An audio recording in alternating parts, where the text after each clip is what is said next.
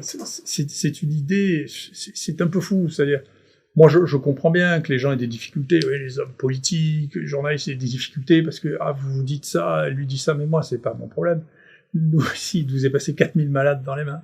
Croyez pas que je vais changer parce qu'il y a des gens qui font du big data, qui est une espèce de fantaisie complètement délirante, qui prend des données dont on connaît pas la qualité, qui mélange tout, qui mélange des traitements dont on ne sait pas quelle est la dose qu'on a donnée. C'est sûr, si vous prenez de l'hydroxychloroquine, on peut se suicider avec, si on en prend trop.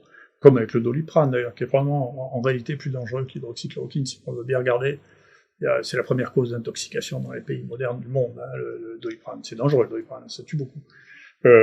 Donc, si vous voulez, comment voulez-vous qu'une étude foireuse faite avec les big data change ce que nous avons vu? Vous savez, des électrocardiogrammes, ici on a fait 10 000 chez les malades qui ont eu cette maladie. 10 000 électrocardiogrammes qui ont tous été vus par l'équipe d'un professeur de rythmologie, c'est-à-dire de cardiologue qui est spécialisé dans l'analyse électrique du cœur. Alors, moi, je ne vais pas changer d'avis parce qu'il y a une publication qui raconte, quel que soit le journal dans lequel il passe, c'est plus une question de se poser réellement la question de savoir si il existe une dérive de la recherche, des journaux de recherche médicale, ce que je crois, comparable à ce qu'on a vu dans la dérive des médias généralistes, dans lequel, si vous voulez, la réalité, le vrai monde, la réalité tangible, de choses que l'on peut voir, est tordue d'une telle manière qu'à la fois, ce qui est rapporté n'a plus rien à voir avec la réalité observable. Donc nous, ce dont on parle, c'est juste de malades qui ont été vus par des gens de l'équipe ici. Puis il suffisait de filmer pour voir combien il y a de malades qui sont passés ici.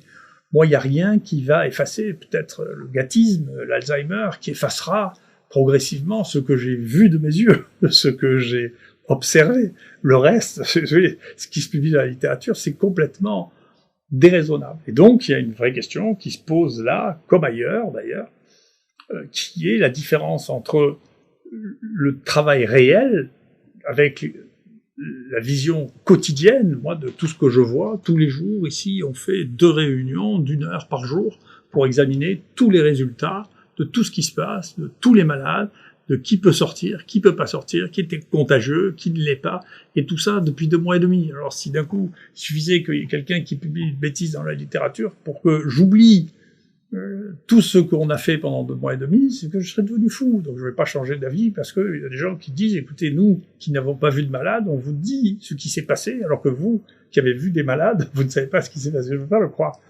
La seule chose qui m'ennuie, c'est effectivement, c'est qu'on est en balance, pour ceux qui n'ont que les informations de manière secondaire, entre nous, ce que nous avons, et donc je vous assure que c'est vrai, et puis il suffit de venir voir les dossiers ici, c'est pas compliqué, de regarder ce qu'est la mortalité des gens qui sont passés chez nous, c'est pas compliqué. En tout, il y a eu 36 personnes qui sont mortes, qui sont passées à l'intérieur de l'IHU, on a regardé très précisément leur cause de mortalité à chacun, on sait de quoi ils sont morts, il n'y en a aucun qui soit mort de tachycardie ventriculaire, c'est pas vrai. Donc, comment c'est possible que nous, sur 4000, il y en ait 0, et qu'on rapporte dans un papier qu'il y a 10%? C'est impossible. Qui c'est qui se trompe? C'est celui qui n'a pas vu les malades, ou c'est ceux qui ont examiné les malades? C'est pas sérieux. Donc, il y a une vraie réflexion. Pas pour moi.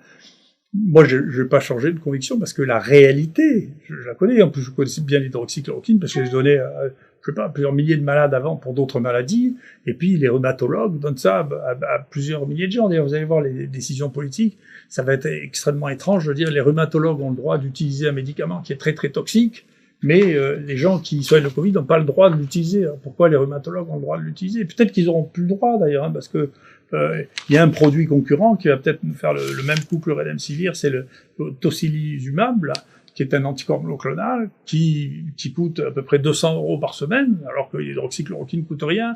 Et vous allez voir, comme c'est la même cible, c'est-à-dire l'interleukine, vous allez voir que bientôt, on va dire que l'hydroxychloroquine, c'est même pas bon en rhumatologie, qu'il faut le remplacer par un produit qui coûte 20 à 50 fois plus cher. Donc, c'est une vraie question. C'est une vraie question. Est-ce qu'il faut détruire tous les vieux médicaments qui marchent depuis des décennies sans poser de problème majeur pour les remplacer par des nouveaux médicaments qui sont pas plus utiles et qui coûtent un prix fou, qui est une question de fond qui va pas concerner que le Covid, va concerner tout le monde.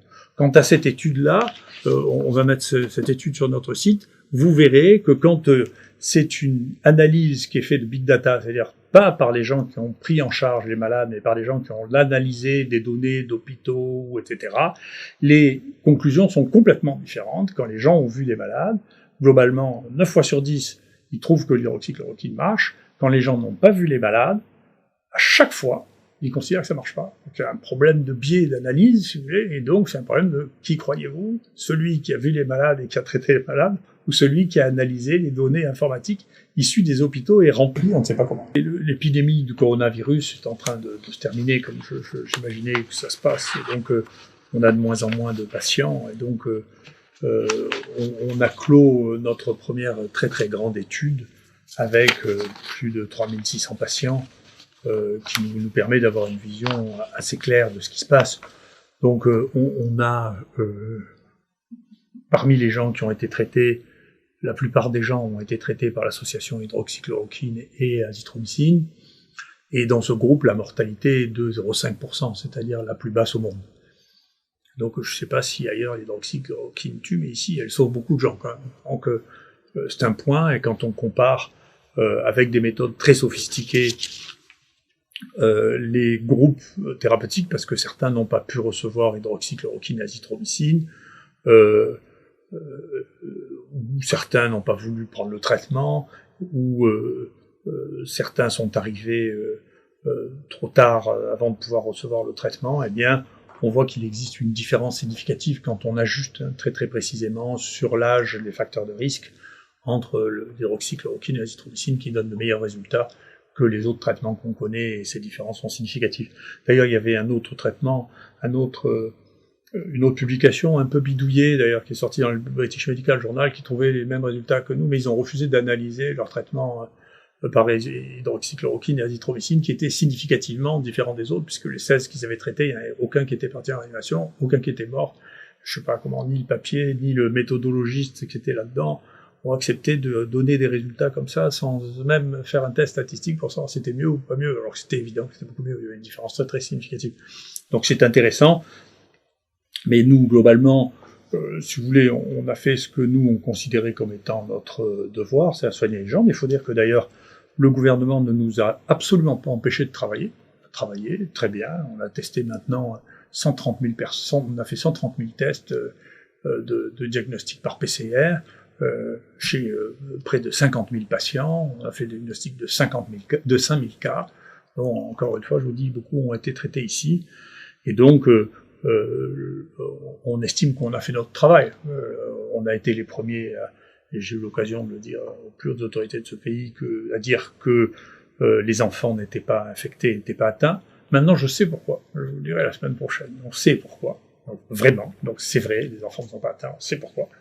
On a toutes les données pour le faire, parce qu'encore une fois, on a accumulé un nombre de données qui est considérable et probablement unique au monde, dans toutes ces données.